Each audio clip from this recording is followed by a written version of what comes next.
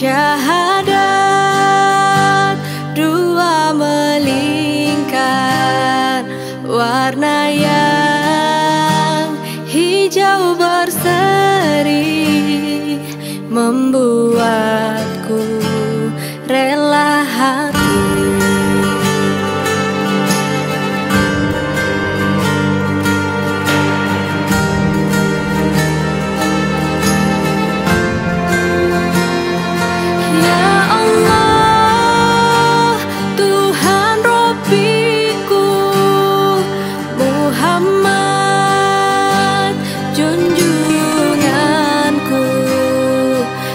Al-Islam agamaku, Muhammadiyah gerakanku.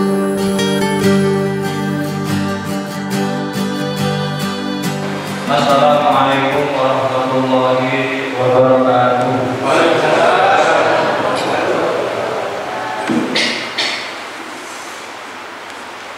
Innal hamdalillahi nahmaduhu wa nasta'inuhu wa nastaghfiruh wa na'udzu billahi min shururi anfusina wa min sayyi'ati a'malina. May yahdihillahu fala mudilla lahu wa may yudlil fala hadiya lahu. Asyhadu an la ilaha illallah wahdahu la syarika lahu wa asyhadu anna Muhammadan abduhu wa rasuluhu alladzi la nabiyya wa la rasula ba'dahu. Qala Allah ta'ala fi kitabihil karim, a'udzu billahi minasyaitonir rajim. Bismillahirrahmanirrahim. Ya ayyuhalladzina amanu taqullaha haqqa tuqatih wa la tamutunna illa wa antum muslimun.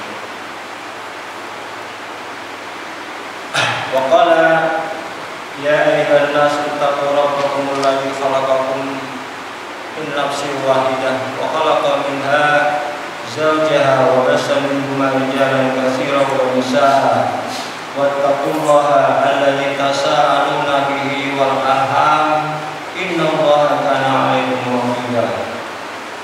Wa qala ya ayyuhalladzina amanu taqullaha wa qulu qawlan sadida yuslih lakum a'malakum wa yaghfir lakum dhunubakum wa may yuti'illah wa rasulahu faqad faza fawzan 'azima.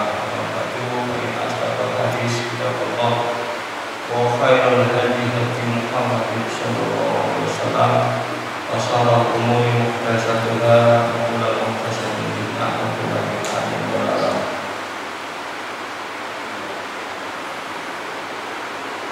Qala Rasulullah sallallahu alaihi wasallam amri wa qadam min lisani yaqulu qawlan. Teman-teman kalau kakak, kalau ibu majelis ilmu jamaah pengajian ahad pagi yang selalu disayang Allah, mudah-mudahan Allah senantiasa memberikan belas kasih sayangnya kepada kita semuanya. Dengan kasih sayang Allah, mudah-mudahan segala kesalahan kita dimaafkan, segala kekurangan kita disempurnakan, segala dosa-dosa kita diampuni oleh Allah Subhanahu wa Ta'ala. Mudah-mudahan di dunia diberi kebaikan dan lebih-lebih di akhirat kita diberi kebaikan, yakni mendapatkan surganya Allah Subhanahu wa Ta'ala. Dan tak lupa, tak kalah pentingnya, bila mana nanti nyawa kita lepas dari badan kita sewaktu-waktu, mudah-mudahan Allah berkenan memanggil kita dalam keadaan muslim. Salawat dan salam semoga tercurah limpahkan kepada baginda Nabi kita, suri tauladan kita, ukhuwah kita, Nabi Muhammad SAW, juga terlimpahkan kepada keluarganya, para sahabatnya, dan orang-orang yang meniti jejak-jejak beliau, mengikuti sunnah-sunnah beliau sampai akhir zaman. Mudah-mudahan jamaah ini adalah jamaah yang nantinya mendapatkan syafaat beliau sallallahu alaihi wasallam di dunia. Bapak Ibu yang dirahmati Allah, alhamdulillah, mudah-mudahan apa yang kita upayakan kita niatkan ingin mendapatkan catatan dari Allah Subhanahu wa Ta'ala sebagai amal soleh kita semuanya. Berapa menit Pak? Mudah-mudahan bermanfaat apa yang telah disampaikan telah diberikan kepada saya waktunya. Saya menyampaikan satu bahasan dalam surat Al-Fussilat. Surat Al-Fussilat itu surat nomor 41. Ayatnya 30. Allah Subhanahu wa Ta'ala berfirman, A'udzubillahi minasyaitonir rajim. Bismillahirrahmanirrahim.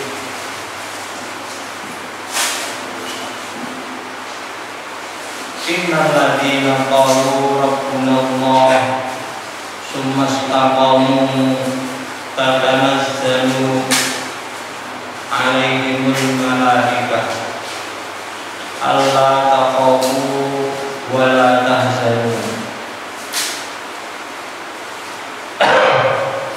wa abshiru bil jannati allati kuntum tu'adun. Shadaqallahu adzim. Innal ladzina qalu, sesungguhnya orang-orang yang mengatakan, yang berkata, Rabbunallah, Tuhanku, Rabbku adalah Allah. Summastaqamu, kemudian dia istiqomah. Tatanazzalu alaihim, maka turun kepada mereka al-malaikah, malaikat yang mengatakan alla takhafu wa la tahzanu, janganlah kalian bersedih hati dan janganlah kalian takut. Ini dikatakan pada orang-orang yang istiqomah mengatakan bahwa Tuhanku adalah Allah. Bapak Ibu, qalu rabbunallah itu adalah apa?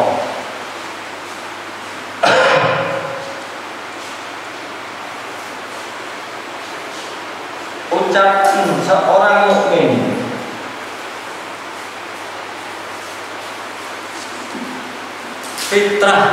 Fitrahnya seorang mukmin. Fitrahnya manusia itu mengatakan qalu rabbuna.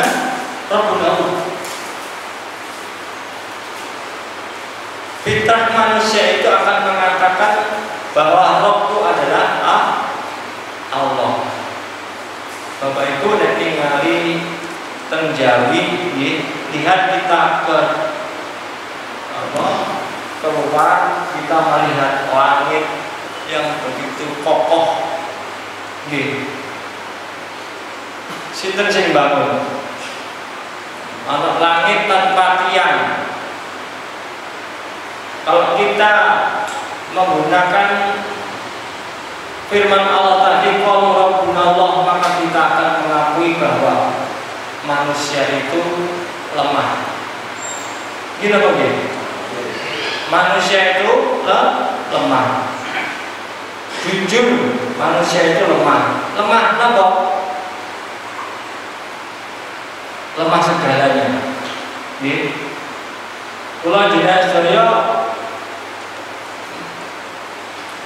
ketika mengatakan qalu rabbunallah, itu ungkapan jujur seorang manusia, fitrahnya manusia. Yang ngomong fitrah itu nanti apa ingat sabda Rasulullah, kullu mauludin yuladu ala fitrah. Setiap kelahiran itu dilahirkan dalam keadaan fitrah. Jadi manusia itu semuanya ketika lahir dalam keadaan fitrah. Hatta yu'roba abawahu.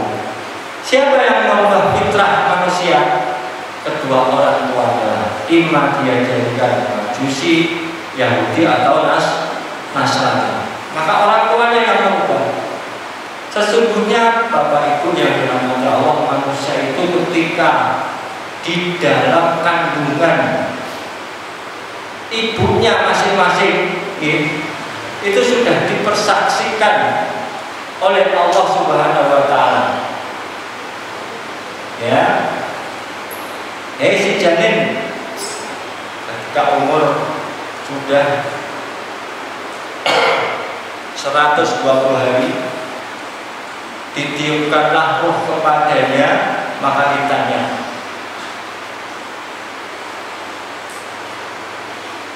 apakah engkau menyaksikan bahwa aku ini rohmu? Apa jawab janin? Bala sahibna. Enggih ya Allah, aku ngakui bahwa engkau, aku bersaksi bahwa engkau roh kami, Tuhanku. Sanggup dan tak lahiran nang dunia mbak aku, taat padaku. Bala sahib. Nah, enggih ya Allah, kalau sanggup. Maka dilahirkanlah manusia yang dimulai dari janin, kemudian lahir sebagai tiflun, anak. Maka orang tuanya setelah dilahirkan, maka untuk menjaga fitrah tadi, menjaga syahadat yang sudah disyahadati oleh Allah di dalam kandungan. Nah,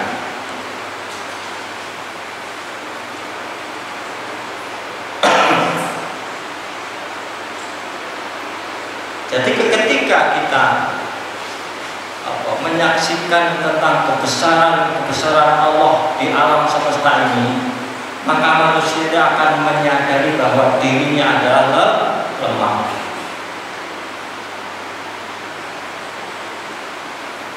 Khuliqal insanu dha'ifa. Manusia diciptakan dalam keadaan lemah.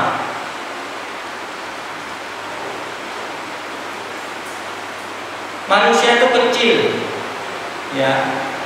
Manusia itu harus selalu merasa hina di hadapan Allah Subhanahu wa Ta'ala.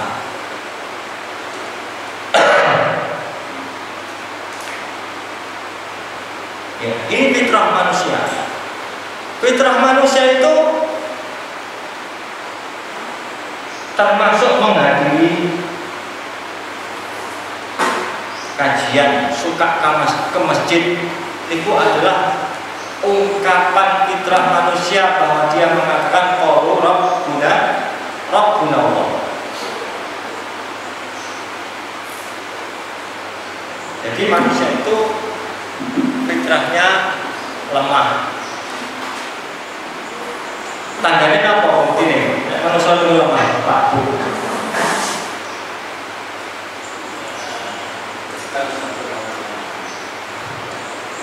Manusia itu melawan ngantuk, lawan bercahaya ini tak? Melawan ngantuk, melawan sakit. Ketika Allah uji dengan sakit, manusia itu lemah. Ya.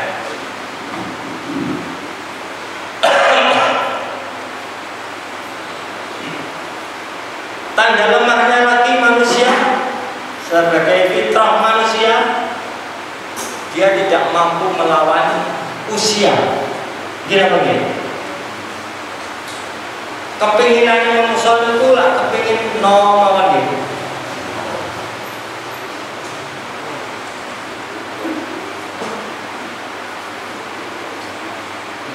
Manusia itu tidak bisa melawan takdir Allah Subhanahu wa Ta'ala. Ya. Maka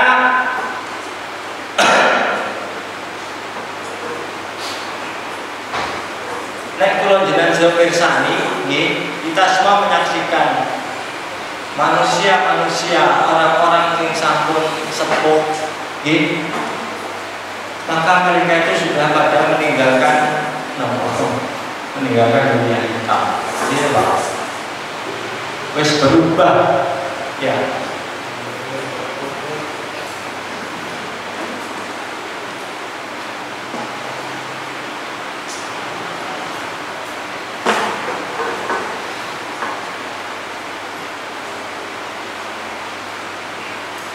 sekarang sudah banyak manusia meninggalkan dunia hitam. Rambutnya berubah dulu hitam jadi putih, jenggotnya sesuai jadi putih. Ini namanya bajunya putih. Itu tanda-tanda manusia ya. Ketika sudah sepuh, maka mereka sudah akan meninggalkan dunia hitam, berubah menjadi putih, bajunya putih, rambutnya putih, kopiah putih ya. Gigi tumbuh kembali. Nah, inilah ini harus kita sadari ya. Dalam ayat yang lain Allah Subhanahu wa taala berfirman, "Man nu'ammirhu naqishu fi khalqi." Surat Yasin salah bahasa Yasin. Wa man nu'ammirhu naqishu fil khalqi, dan bila mana manusia itu kami panjangkan umurnya, maka kami kurangi ciptaannya, kami lemahkan. Itu Masya Allah.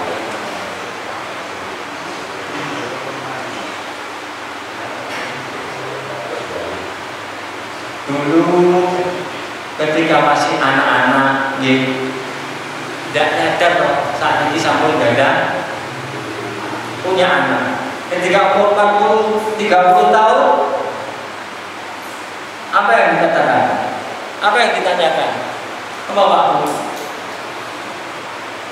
Kamu kerja di mana? Kan ngerti nggih? Umur 30 tahun. Umum nih umur. Nggih. Umur 40 tahun? Napa? Anak mobil loh. Yang banyak pun pinten lewat sekali so. Nggih. Umur 50?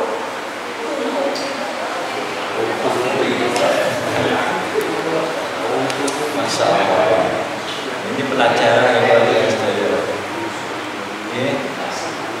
Umur 50 berubah di mana? Gitu. Terus mulai terasa. Ini sing barangkali sing pernah kenal fasdu, kalau betul alat fasdu. Monggo, paling sebentar. Nek kepingin di fasdu, sing mongso badannya kudu gak enak. Oh, kalau betul alat fasdu, kalau fasdu. Dari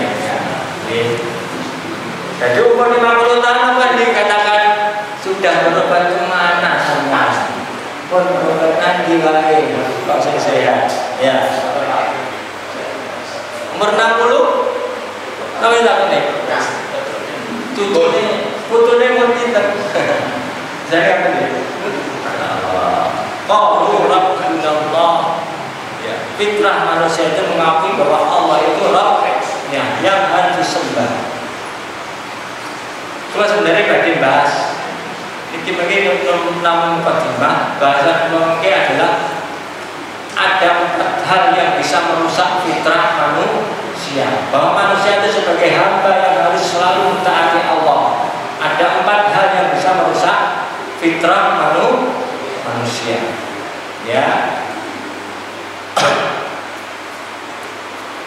Itulah usia manusia. Umur 50 berobat di mana? Nalika umur 9. Nama pertanyaannya? Mau datang dari umur 9 nih?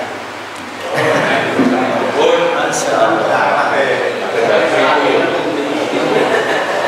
Putune spiro.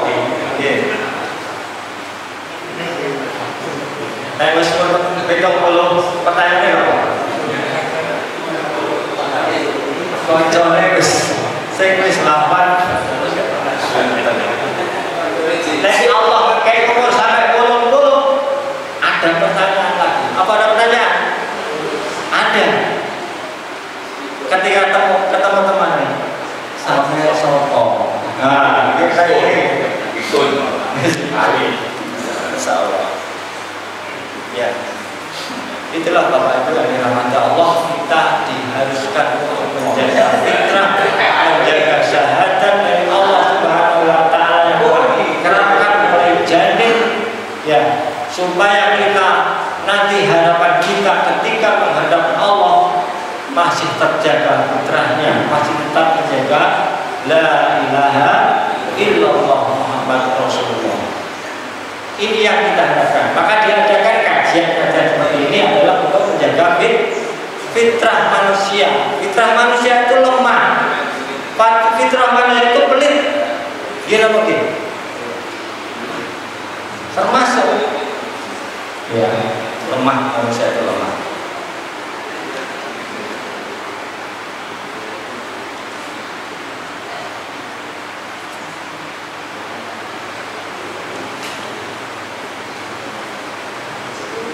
Ya.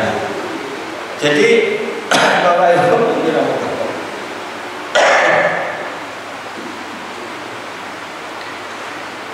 sebagai manusia yang mengakui Rabbunallah, ya, bahwa hamba itu lemah, hamba ini adalah hina, maka jangan sampai fitrah ini dapat berubah, dapat dirusak dengan hal-hal yang bisa menyebabkan kita keluar dari fitrah manusia. Ya, fitrah manusia mengakui bahwa Allah itu Rabbunallah. Dia mengakui, fitrah manusia mengakui bahwa dia itu lemah, hina, ya.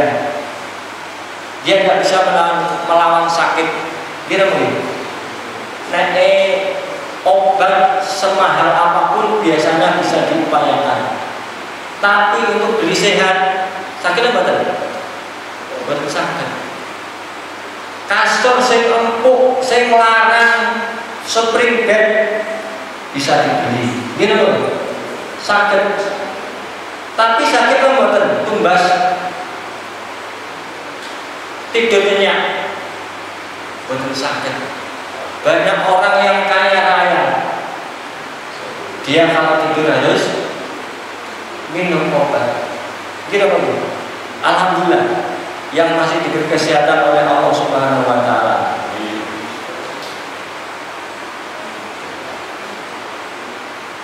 Ya, dia fitrah manusia itu lemah, tidak bisa melawan takdir Allah. Takdir apa? Usia tidak bisa melawan. Apa nanti yang saya pesan? Ya, ya Allah. Abad malaikat mau, ya, dikon mundur usianya. Keinginan manusia itu kan kepingin manusia itu nol terus gitu kan? Kepingin nol lawan.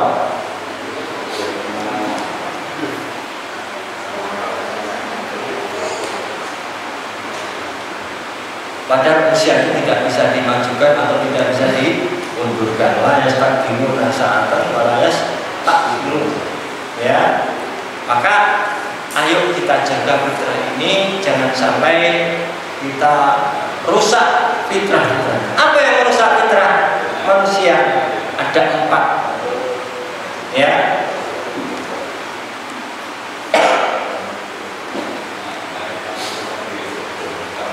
Ada 4 hal yang bisa merusak fitrah manusia.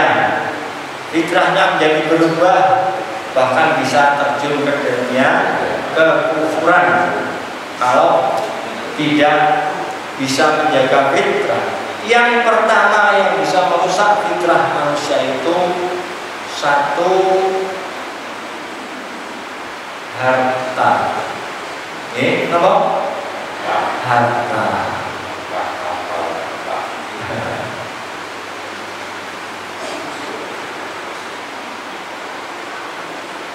Manusia itu tidak dikai harta, sak gunung dari Nabi, maka keinginannya 1 gunung lagi.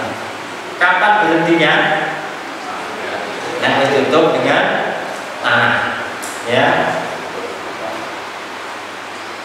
Banyak manusia yang karena harta dia lalai, karena harta dia terjerumus ke dalam dosa.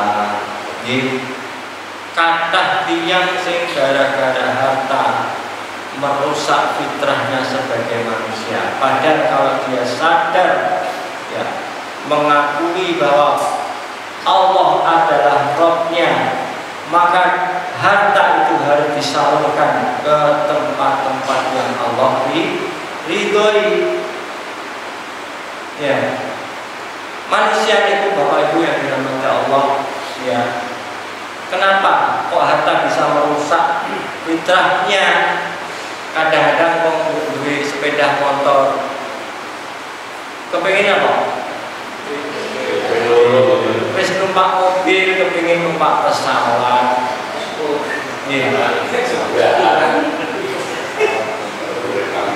Itulah asli watak manusia. Serakah, manusia itu Bapak Ibu yang dirahmati Allah. Ada satu kisah itu, ada bos punya villa, villanya di Konjogo pembantu. Bosnya lunga nang pekerjaan di luar kota.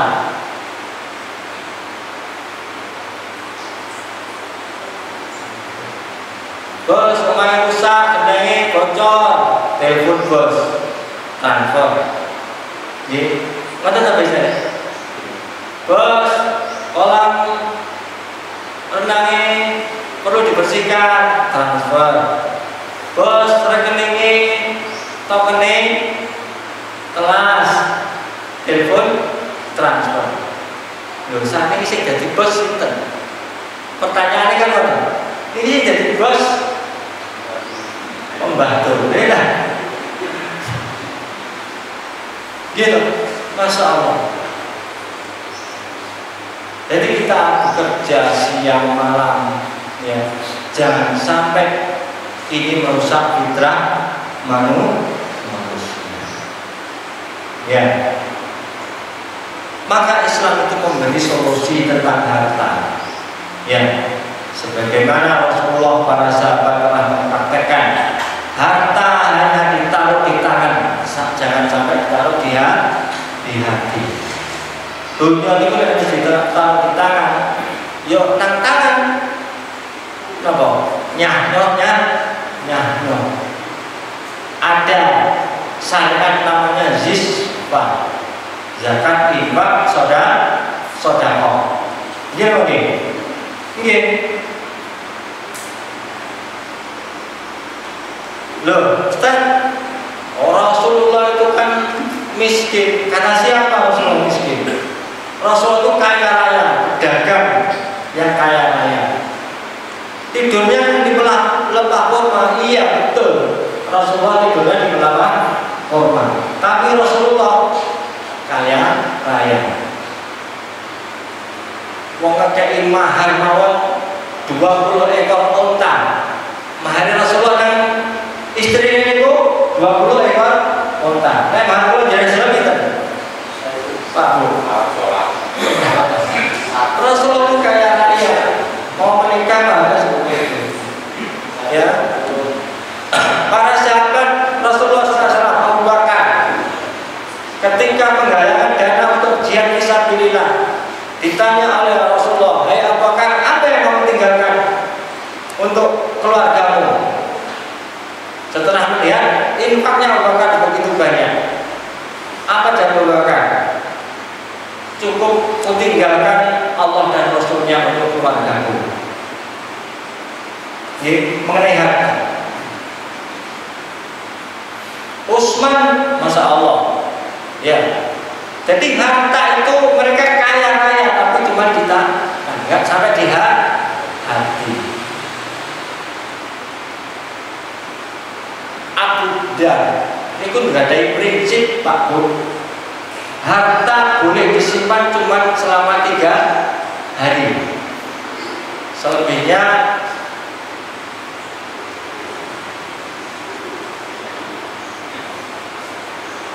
tidak boleh. Ya. Jadi boleh nyimpan harta cuma 3 hari. Saat ini kita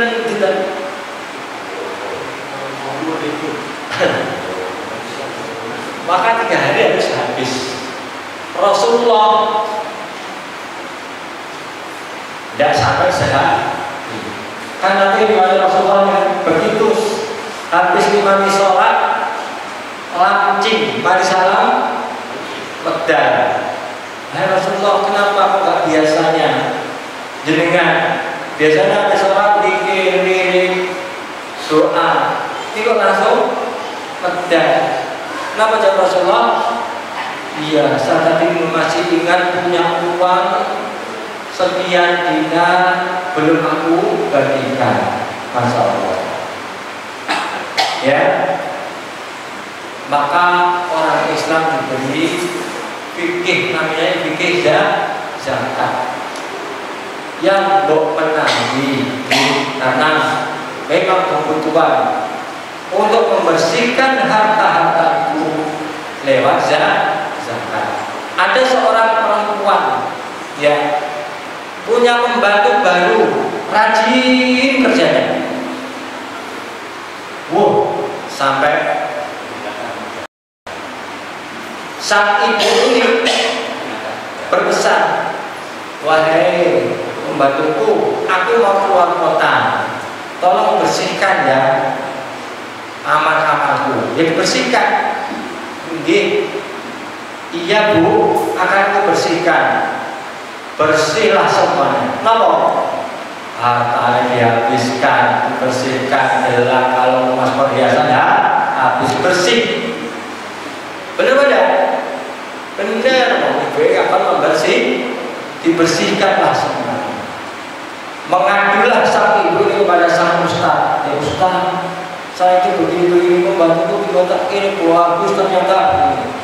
Ditanya langsung ke sang ustaz, ibu sudah bayar zakat belum? Dia,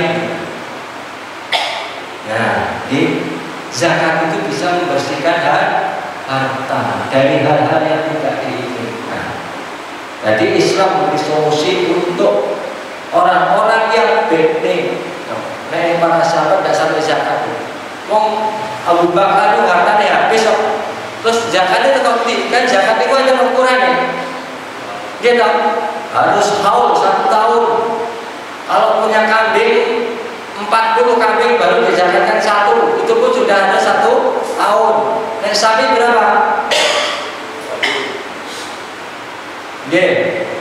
Terus harta emas harus 1 tahun dan sudah sekitar 85 gram.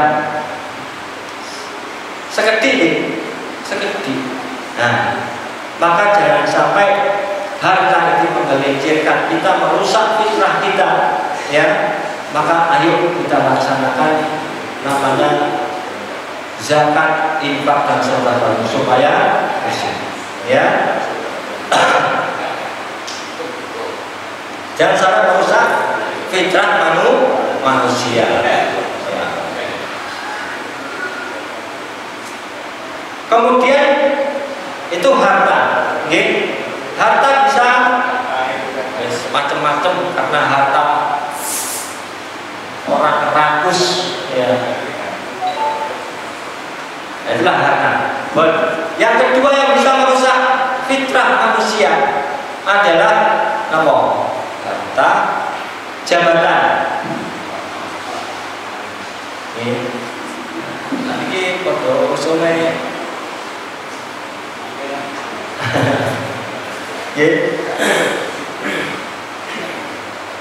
Banyak orang yang bangga dengan hartanya.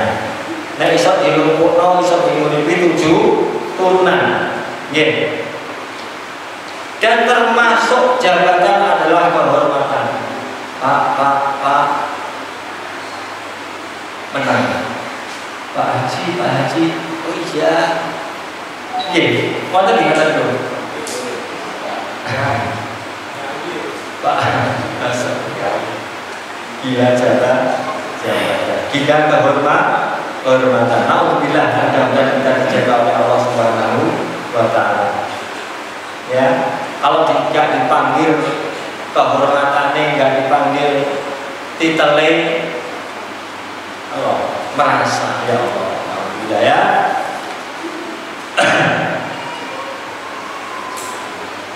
Dulu ini ada penguasa gila jabatan sampai ngaku Tuhan.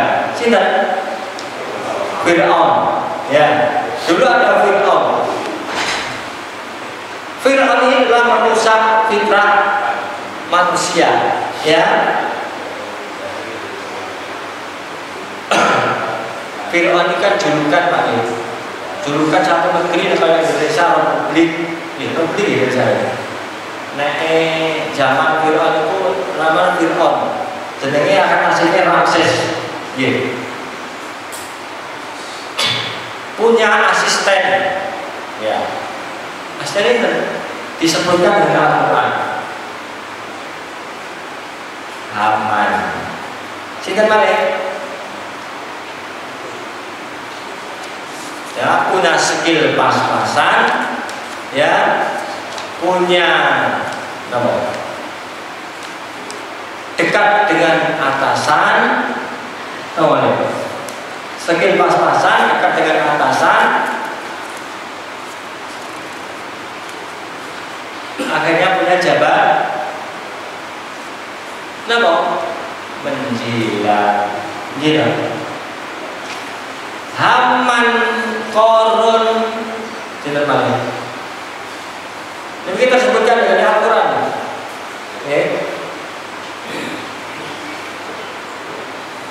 Fir'aun, Haman, Korun.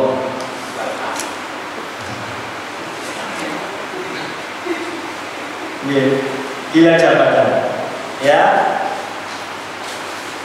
Manusia penjilat, skill pas-pasan, dekat dengan atasan, ya, dapat jabatan menjilat.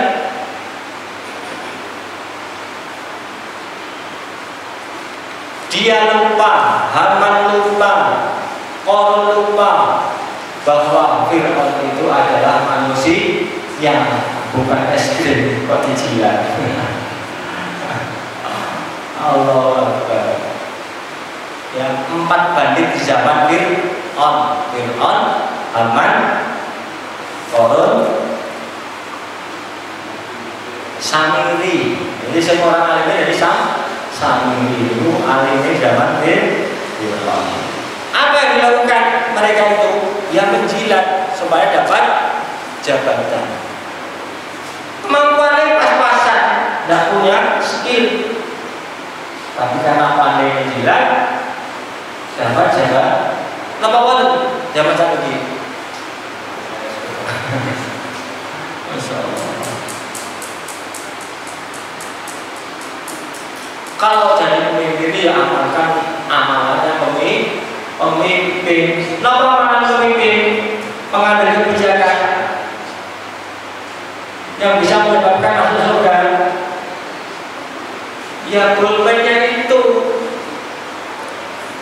Nek amalan sholat, zakat, puasa, haji, itu amalan yang Islam sedoyo.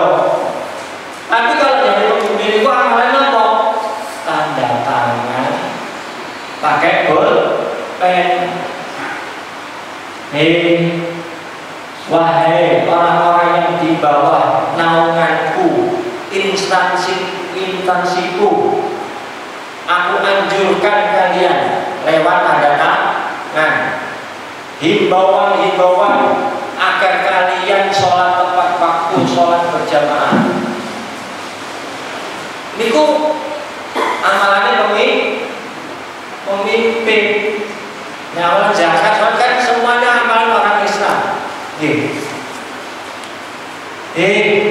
Bawahanku yang di bawah naungan kepemimpinanku, tak anjurkan sampean untuk mengeluarkan zakat sekian. Tanda tangannya pemimpin bisa merubah tatanan yang buruk menjadi baik. Nah, ini pentingnya pemimpin. Bukan kampanye loh ini. Ini kampanye loh. Pemimpin amalannya tanda tangan, pulpennya itu harus bermanfaat untuk umat. jangan seperti Fir'aun, jangan seperti Haman, jangan seperti Korun, jangan seperti Samiri. Ya, skill pas-pasan, kenapa? Dekat dengan atasnya, ya, akhirnya dapat jabatan. Ingat, ya, harta itu halalnya akan dihisab, haramnya akan diazab, ya.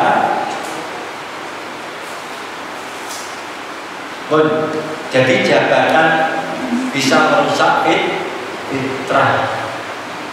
Kalau kita tidak bisa menyempatkan untuk mencari ridha Allah, ya.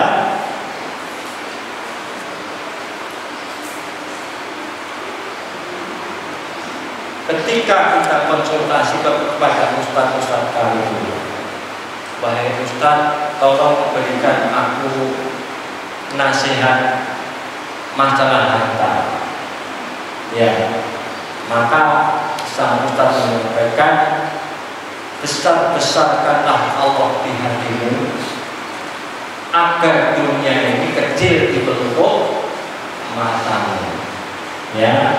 Besar-besarkan Allah di hatimu agar dunia ini kecil di hatimu. Harta yang banyak kalau di tangan jangan di hati.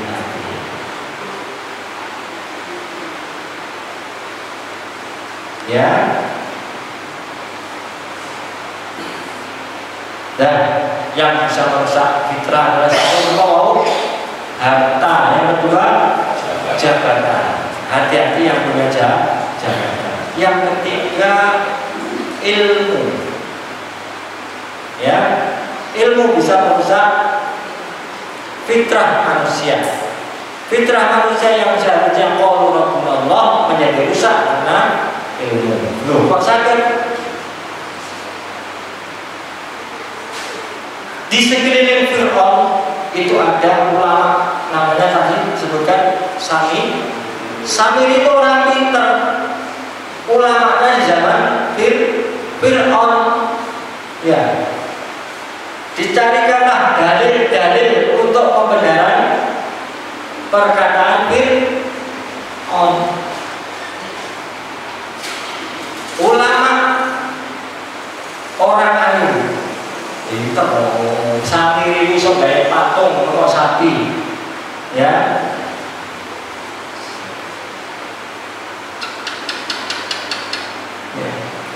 Ulama dicarikan dalil untuk pembenaran apa yang disampaikan Fir'aun.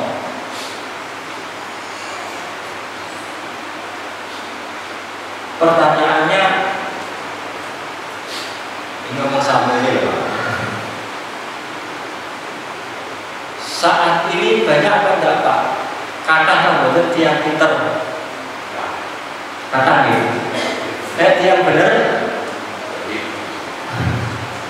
Itu jawaban fitrah.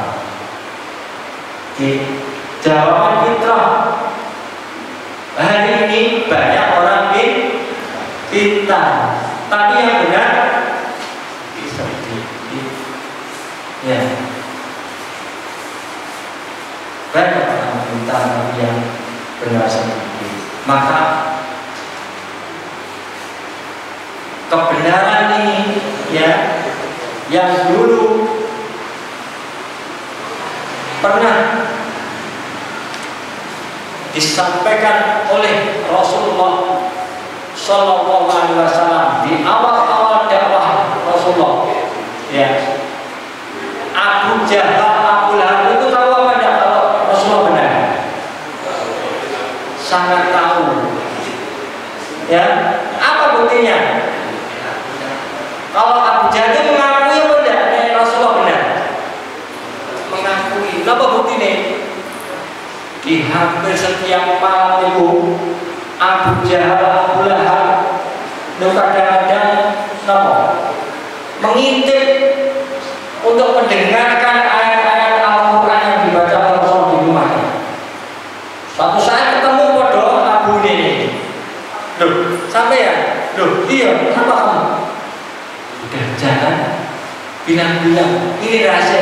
kedua, bahwa kita mengakui bahwa itu benar. Apa yang diucapkan bukan sihir, bukan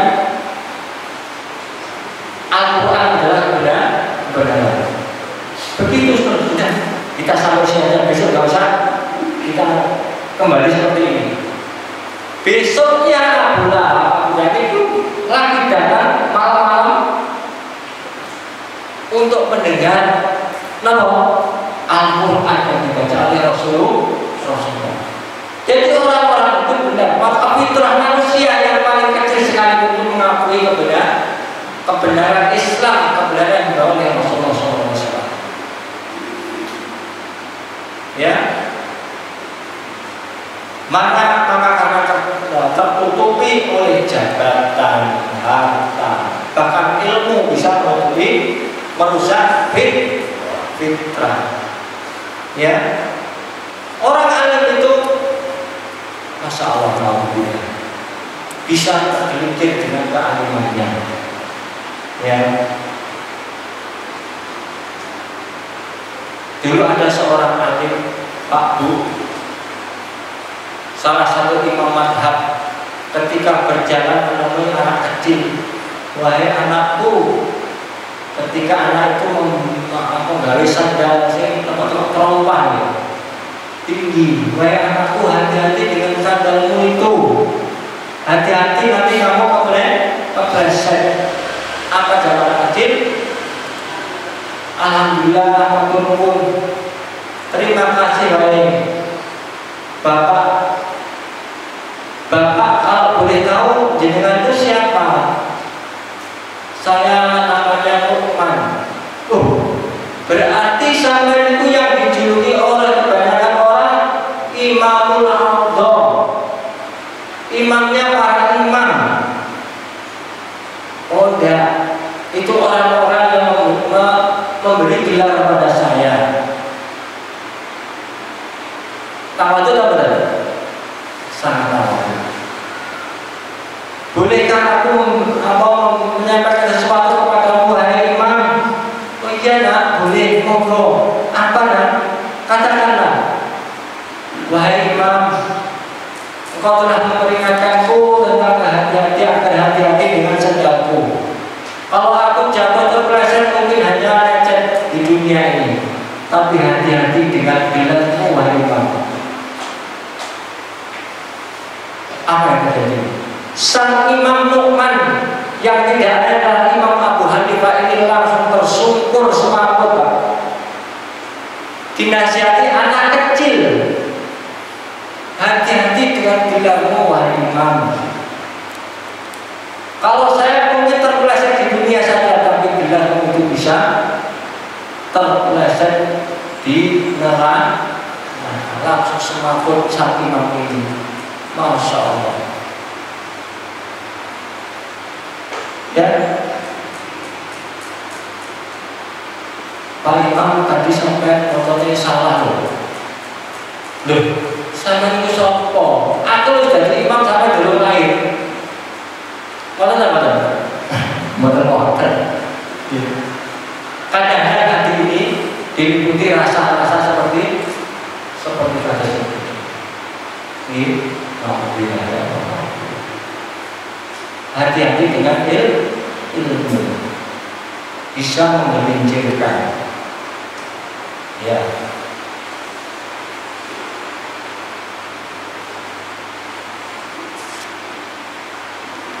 Ya, yang bisa menggelincirkan dari fitrahnya, satu harta, dua jabatan, tiga ilmu. Ya,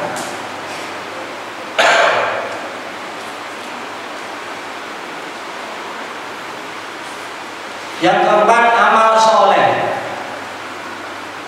Ya, juga bisa merusak fitrah manusia. Amal soleh ada. Anak ya, ustaz yang aku paling sunnah, paling apa? Artinya, itu loh ustaz paling sunnah, yang lain mubah. akulah yang paling lurus. Ini merusak fitrah. Ini kena racun nih. Nama iblis ini passwordnya apa?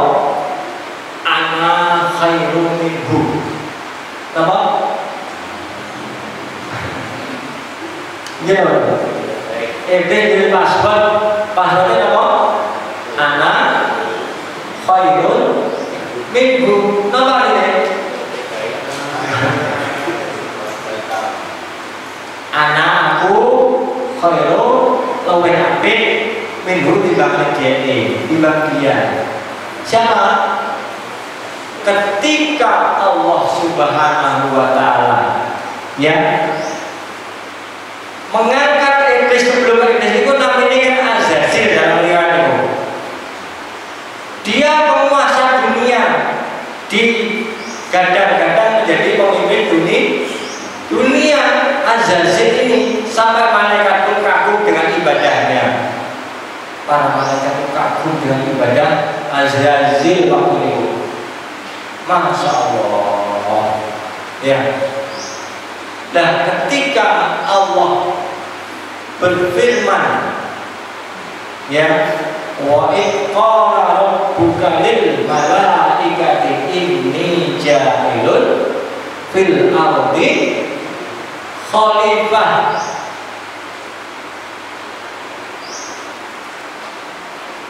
Qalu ataj'alu fiha may yufsidu fiha wa yasfiku dima wa nahnu nusabbihu bihamdika wa nuqaddis lak. Nah, Allah menciptakanlah Adam manusia sebagai calon khalifah di muka bumi. Iblis merasa apa? Merasa lebih baik daripada Adam, sehingga ketika disuruh untuk sujud atas perintah Allah, bukan Adamnya tapi perintah Allahnya, iblis menolak. Kenapa? Tadi pas waktu anak khairu minhu ya, merasa lebih baik. Oh itu neka aku mana ada gak laku neka aku gak.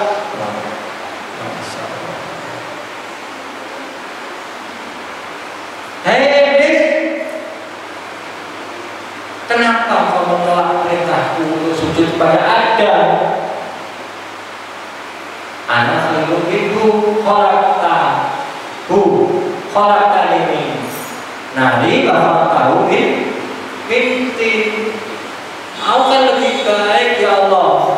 Kenapa aku sujud pada Adam? Aku diciptakan dari api, sedangkan Adam diciptakan dari tanah. Iblis lupa. Ini biola Allah. Iblis lali. Nek tanah itu bertahun pun ya terjadi tambahan. Gitu apa ya?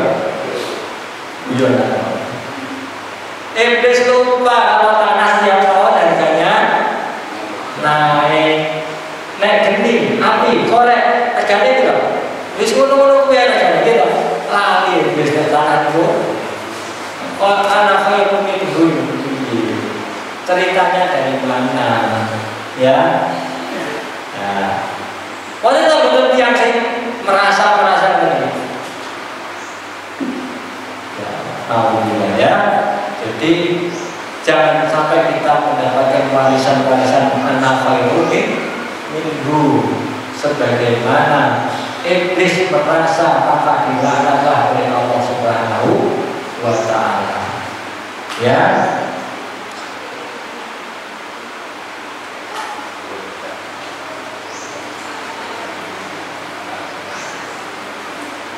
Saya diciptakan dari api, sedangkan dia diciptakan dari tanah.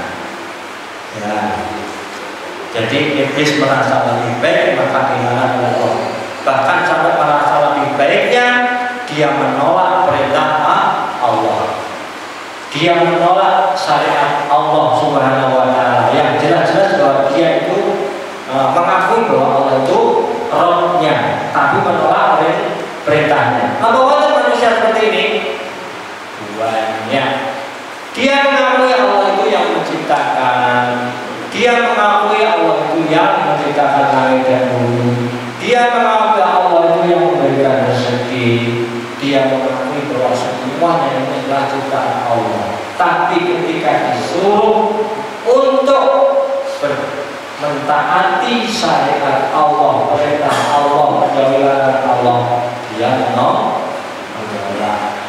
Maka dia inilah yang mewarisi, merusak fitrah manusia. Fitrah manusia itu suci. Suci itu adalah mengakui bahwa Allah itu Rabb-nya, yang dia harus taat kepada syariatnya, aturan-aturannya.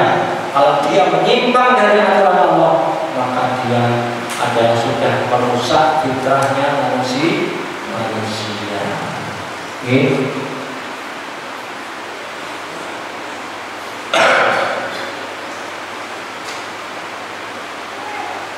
Itulah ini mudah-mudahan bermanfaat. 4 yang merusak tadi, apa mau? Harta, jabatan,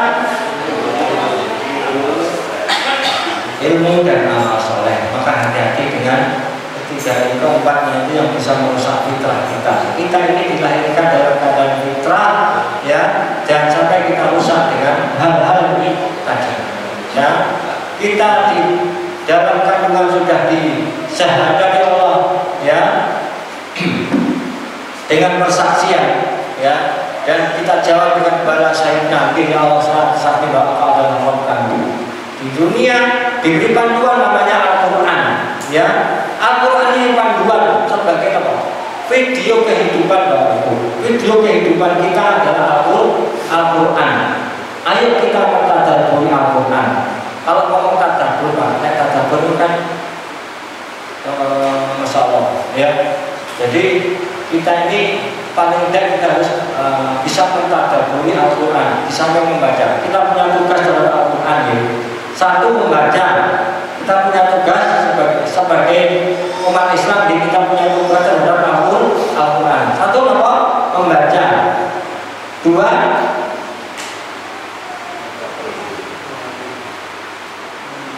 membaca. 2, mengamalkan. 3, mendakwahkan atau menyampaikan.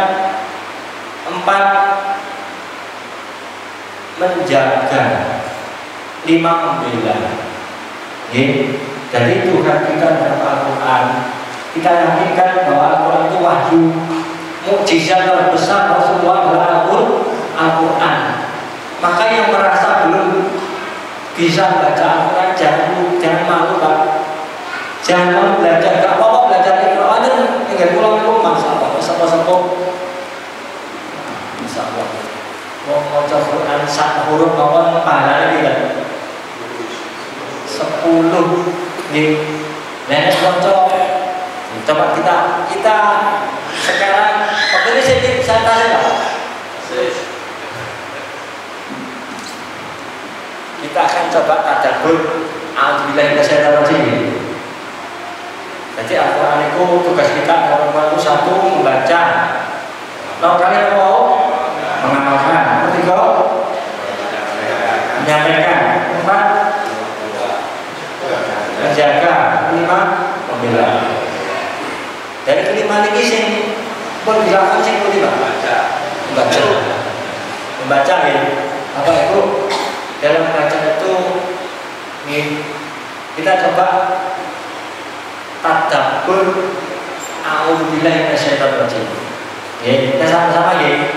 Napa artinya A'udzubillahi minasyaitonirrajim? Aku berlindung kepada Allah dari godaan syaitan yang takut. Saya pernah belajar metode 5T, Pak. 5T ini sini, ya, tauhid, pujian-pujian dan bunga yang Allah berikan Yang kedua itu tadabbur kalau yang ketiga itu termasuk tazkiyah. Kenapa kita harus paham isi Al-Quran? Nah ini yang perlu ditadabburi. Kenapa kita baca Al-Fatihah setiap hari minimal 17 kali? Nah itu isinya minimal kita harus tahu. Kita coba tadabbur sedikit tentang A'udzubillahi minasyaitonir rajim. Ya. Nek maknanya artinya di kemampuan sumber. Nek kita tadabbur Pak Bu. Nek saya tanya kepada Bapak Ibu, Ibu tak ngerti. Pelajaran apa yang sakit kalau petik, kalau ambil dari ambil dari kalimat A'udzubillahi minasyaitonir rajim. Apa Pak? Kira-kira kalimat A'udzubillahi minasyaitonir rajim. Apa yang kalau jenengan saya tadabburi?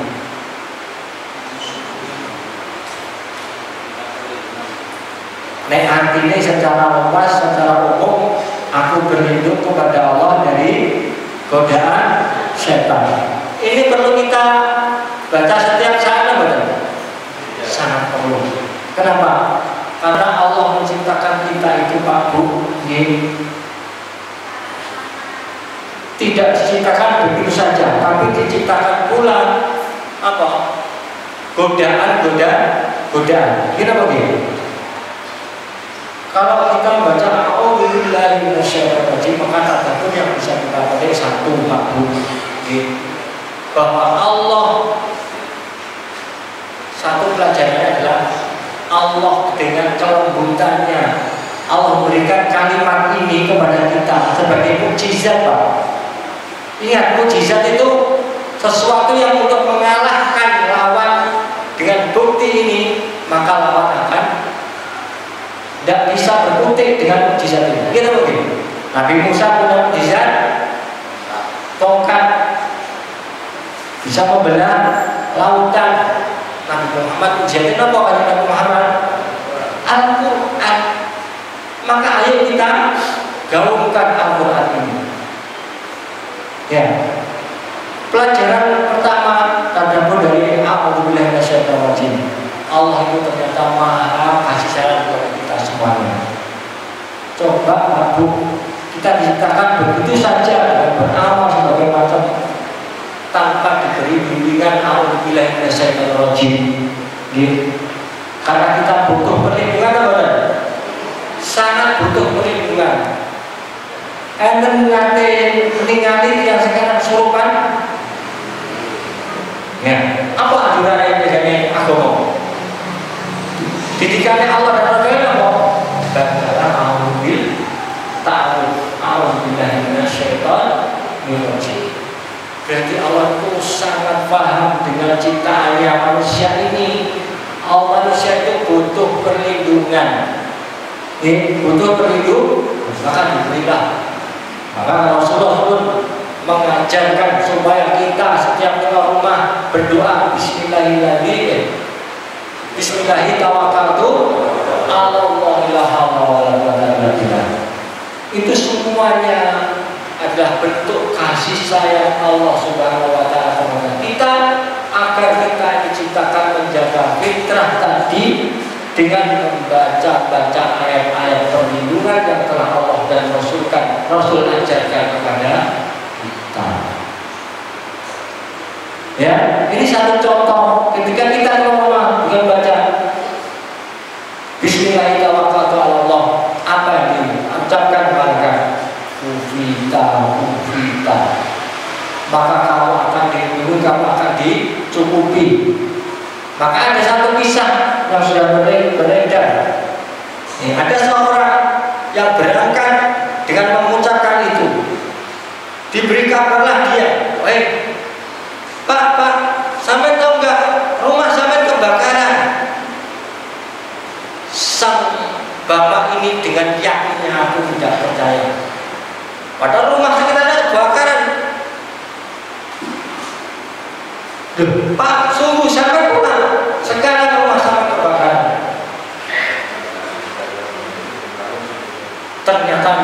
semuanya kebakaran kecuali rumah beliau, rumah bapak ini. Dilihatnya dengan, apa yang kamu amalkan? Aku yakin dengan apa yang diajarkan oleh Allah dan Rasulnya kepadaku. Apa itu? Bismillahi tawakkaltu ala Allah. Aku di sini dicukupi ketika aku bekerja, dan rumahku dilindungi oleh Allah dari bencana. Ini kejadian sungguh. Ya. Maka jangan remehkan amalan kecil, doa pagi, doa sore sebagai bentuk perlindungan dari Allah. Kalau sudah Allah yang melindungi, sudah Allah yang mencukupi waktu, orang mukmin tidak ada rasa khawatir lah. Namo Allah takhafu wala tahzanu. Janganlah kalian takut di dunia dan jangan takut di akhirat. Kalau kita buka tafsirnya tentang tadi qaulu rabbuna innal ladzina qalu rabbuna Allah subhanahu ya, tadi tanda sebuah alaihim malaikat, maka Allah turun akan memberikan kabar gembira pada orang-orang yang istiqomah mengucapkan la ilaha illallah qaulu rabbuna Allah, menjaga dari yang merusak tadi ya. Ya, maka malaikat akan mengatakan kepada dia. Ada yang menafsirkan ketika dia wafat, menjelang wafatnya malaikat turun, janganlah kamu bersedih. Sedih apa? Orang mati itu kadang-kadang kan sedih meninggalkan anaknya, bojone gitu. Kenapa? Raut muka yang sedih. Maka orang mukmin ya yang menjaga fitrahnya tadi akan didatangi malaikat. Allah takhafu wa la tahzanu. Janganlah kamu sedih, apa yang kamu tinggalkan Allah akan jaga. Janganlah kamu sedih menghadapi akhir. Masya Allah ya. Ayo kita selalu jangan berhenti belajar, jangan berhenti ngaji, jangan sampai tinggalkan Al-Qur'an. Tidak apa-apa, meskipun satu ayat saja dari separuh ayat, ayo buka Al-Qur'an. Nek ngerasa belum bisa, jangan malu untuk belajar. Aku kalau belajar Al-Qur'an, nggak apa-apa berbata iso misalnya ikrar, nggak apa-apa, nggak masalah. Yang penting ada upaya kita untuk supaya bisa. Allah yang menilai, Allah yang menilai. Ya, bahwa kita sungguh-sungguh ingin belajar Al-Qur'an. Itu Pak Budi. Mudah-mudahan Al-Qur'an sebagai ujian ini menjadi mukjizat untuk kita ya, karena Nabi Rasulullah ya, yang Allah sudah turunkan sebagai mukjizat. Mukjizat Rasulullah inilah yang akan sampai hari kiamat. Ya, ayo kita pergunakan, kita manfaatkan. Di samping mukjizat, Al-Qur'an juga sebagai sifat. Sifat itu apa? Obat. Ya, obat bagi manusia. Mungkin itu sing sadar sadarkan ya.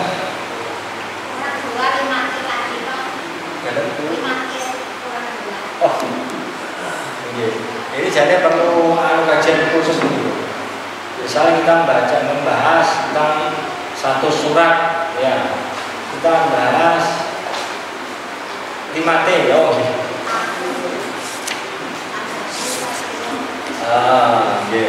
Masya Allah.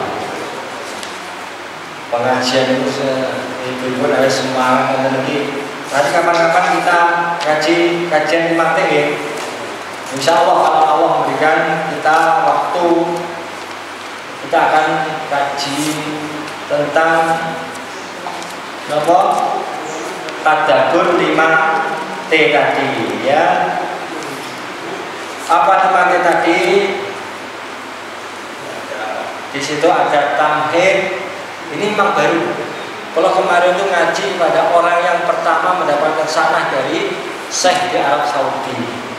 Ya, kebetulan beliau langsung yang mewakili di Indonesia yang pertama ini. Ya, belum ada benar. Ini mati.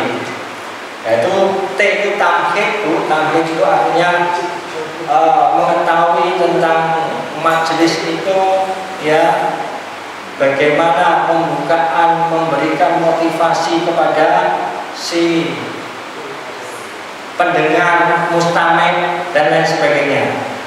Kemudian T yang kedua adalah tafsir. Tafsir itu yang memaknai secara umum, yang bisa dinilai tafsir aslinya kan berat, butuh ulama-ulama yang sudah berkompeten dan tafsir ini. Kita tafsir umum mawon tentang arti bacaan Al-Quran, arti bacaan sholat kita. Apa sih tentang contoh wailul lil musallin. Nek tafsirnya kan berat. Tapi untuk mentadaburi, kita tadaburi itu apa toh? Aina maqamina fi hadil ayat. Tadabur itu sini Bu. Di manakah apa? Aina maqamina. Mana? Di mana ya aku letaknya sesuai dengan ayat ini apa enggak? Gitu loh. Nek tadabur. Contoh wailul lil musallin. Celaka orang yang salat. Illal ladzina amanu wailul musallin alladzina hum an sholatihim sahun. Kalau saya sholatnya terlambat itu saya ingin masuk orang golongan apa sahun apa enggak, orang yang melupakan sholat apa enggak, itu namanya tadabur. Nggih. Kalau aku sholatku pas Allahu Akbar, ingatanku pada apa yang di rumah, ini masuk kategori anu pada niku tadabur. Ya.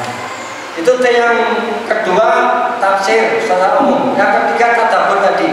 Aina maqamun nabi fi hadil ayat. Di manakah letak diriku tentang penerapan ayat ini yang saya baca setiap hari? Aku sesuai dengan ayat ini belum loh. Itu intinya. Nggih. Itu yang ketiga. Yang ketiga, yang keempat adalah tazkiyah. Tazkiyah itu membersihkan, ada unsur pembersihan hati dari sifat sirik, iri, dengki dan sebagainya. Karena kita nanti pada akhirnya Pak Bu,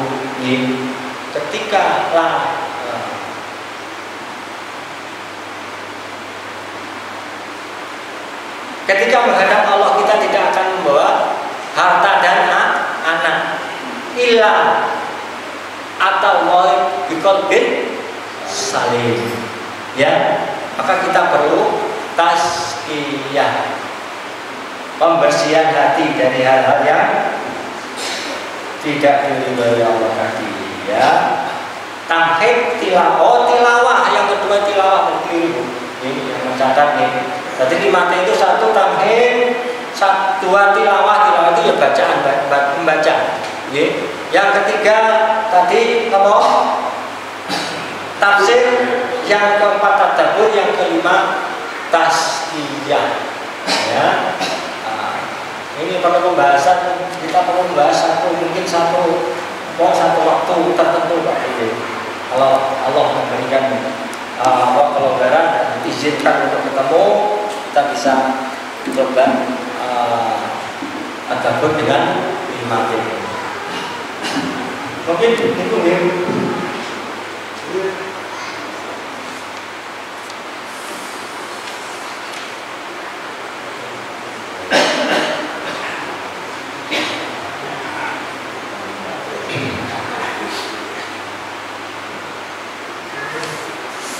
Insya Allah nanti kita masakan tentang menjaga fitrah manusia dan 4 hal yang bisa merusak fitrah manusia. Mudah-mudahan bermanfaat untuk saya pribadi dan kita semuanya dengan sedoyo. Mudah-mudahan Allah mudahkan untuk selalu istiqomah mengatakan qaulu Rabbunallah, bahwa kita ini lemah di hadapan Allah. Kita lemah di hadapan Allah, maka kita pantas untuk menggunakan qaulu Rabbunallah. Hanya Allah yang maha sempurna, Allah yang maha segalanya. Maka hari ini dan seterusnya mudah-mudahan Allah jaga hati kita untuk selalu terpaut hanya kepada Allah. Segala apapun perbuatan kita hanya gantungkan mencari ridho Allah Subhanahu wa taala. Kalau benar semuanya dari Allah, kalau salah dengan kekurangan saya berdoa saya mohon maaf. Saat ini di dinas siratal mustaqim bila